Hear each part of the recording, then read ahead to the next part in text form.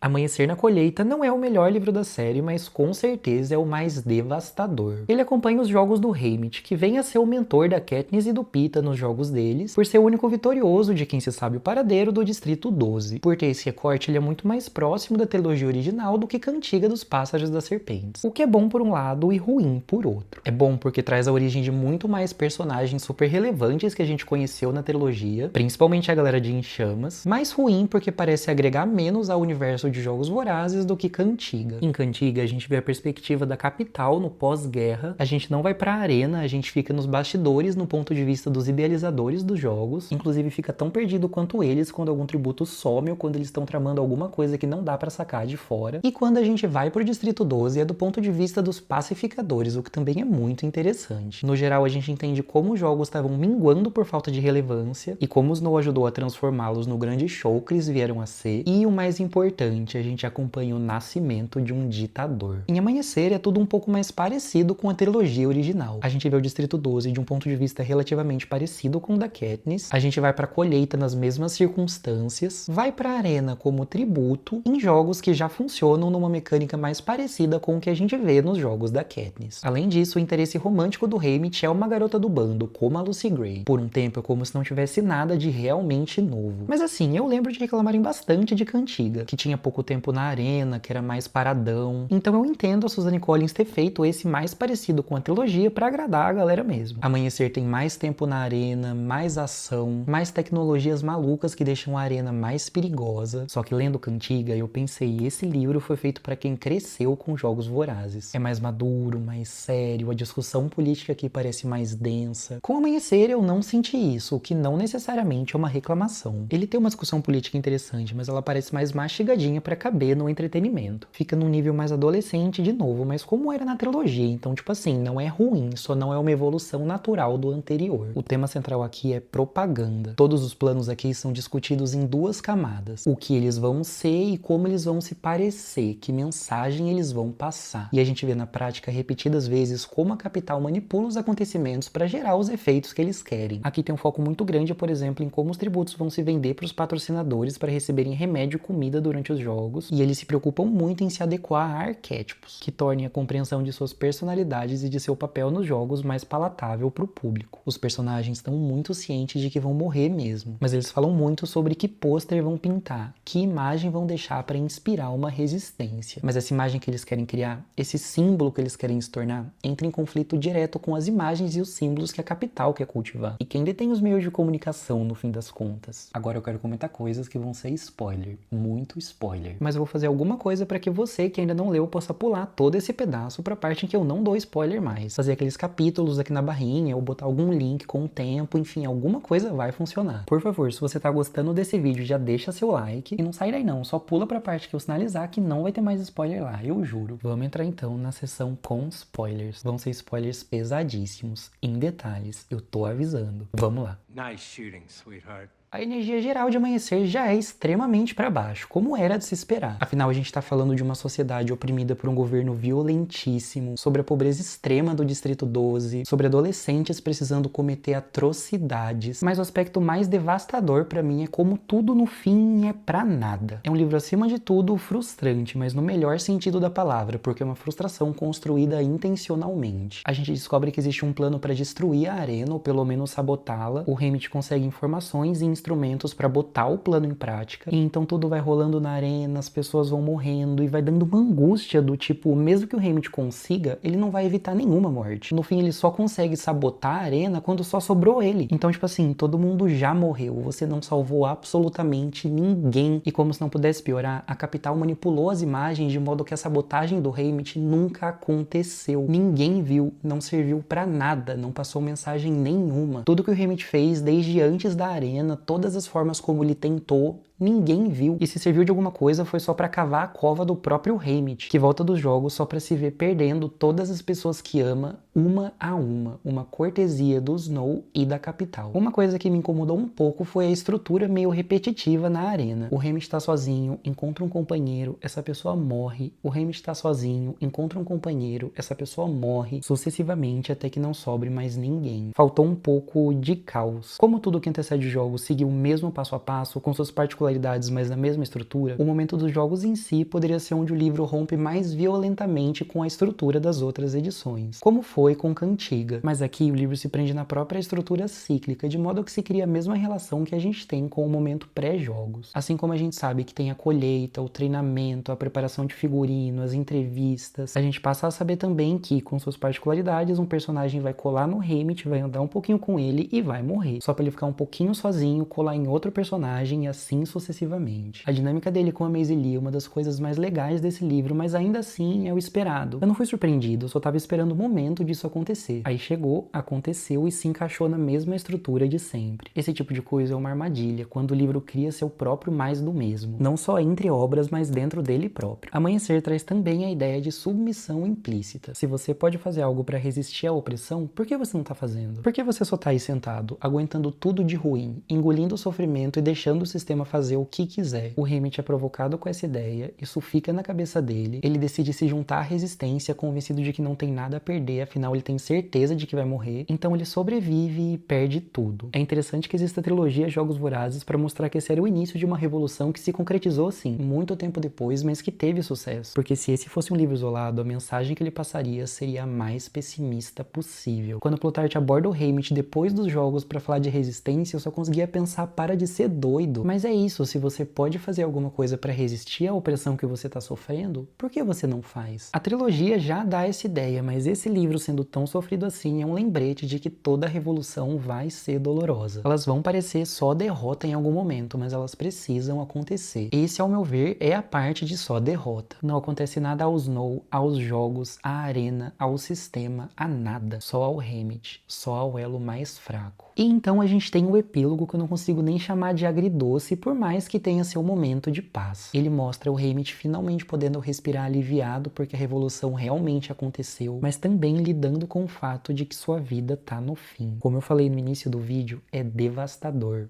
Katniss, you can do this. Pronto, acabou a parte com spoilers. Espero que você que não leu não tenha ido embora do vídeo, ou se você foi, espero que volte em algum momento pra ver o resto. Enfim, eu não consigo nem usar a palavra triste pra descrever esse livro. Devastador mesmo é o que descreve melhor. Você vai virando as páginas e a desgraça só vai ficando pior, a ponto de superar qualquer coisa que eu imaginaria pro desfecho dessa história. Eu sabia que no fim das contas ia mostrar como o Haymitch se tornou um alcoólatra, mas assim, é muito pesado. Em todos os livros fala-se sobre como os jogos foram pensados para subjugar os distritos, mas nesse foi onde ficou mais claro para mim a forma como isso acontece. A forma como os jogos são pensados para que os distritos fiquem psicologicamente devastados, para deprimi-los, para fazer com que se sintam impotentes, talvez nem necessariamente por meio da repressão física, mas pelo desenvolvimento da tristeza mais extrema. É um movimento arriscado, porque a tristeza mais extrema pode gerar o ódio mais forte. Mas aí entra a propaganda. Se você, fragilizado, não tem noção da imensidão de pessoas que se juntaria a você e do poder que teriam juntos, você começaria um enfrentamento sozinho? O livro questiona muito. Se as pessoas podem fazer algo contra a opressão que elas estão sofrendo, por que elas não fazem? E é como se ele mesmo respondesse: porque elas estão tristes, quebradas, desarmadas. Só pensar hoje no nosso mundo mesmo, quantas famílias negras nas periferias perdem seus filhos para violência arbitrária do Estado. É mais fácil que essas famílias se quebrem completamente ou transformem isso em revolução. Poder estabelecer esse tipo de paralelo é uma das coisas que mais me deixam feliz no fato de a Suzanne Collins continuar escrevendo. Por mais que esse seja um pouquinho mais do mesmo, é uma ótima adição ao universo, e eu vou adorar se a autora escrever mais. Eu gosto de como ela tem algo importante a dizer com cada novo livro e amarra muito bem a obra em torno disso, levando principalmente para adolescentes discussões que talvez não estejam sendo propostas o suficiente em livros para esse público. Muitas das reflexões que eu tive com Amanhecer na Colheita já existiam pelo menos em semente em Jogos Vorazes, que eu li com tipo 14 anos, mas só agora, com 26, lendo esse aqui, tudo se junta na cabeça e dá um clique. Dá para ler como entretenimento, aventura, ação, plot twist, trama política, um livro que vai explodir sua cabeça, mas dá para ler pegando esses detalhes, uns mais mastigadinhos, outros menos, e eu tenho certeza que isso tem feito diferença para a mentalidade de muita gente. Então, por favor, Suzanne Collins, escreva mais, a gente vai estar aqui. Vocês já leram? O que vocês acharam? E muito importante, vocês estão curtindo os anúncios do elenco da adaptação? Para mim, esse filme vai ter top elencos que eu já vi na minha vida. Nos vemos muito em breve. Um beijo. Nice job, sweetheart.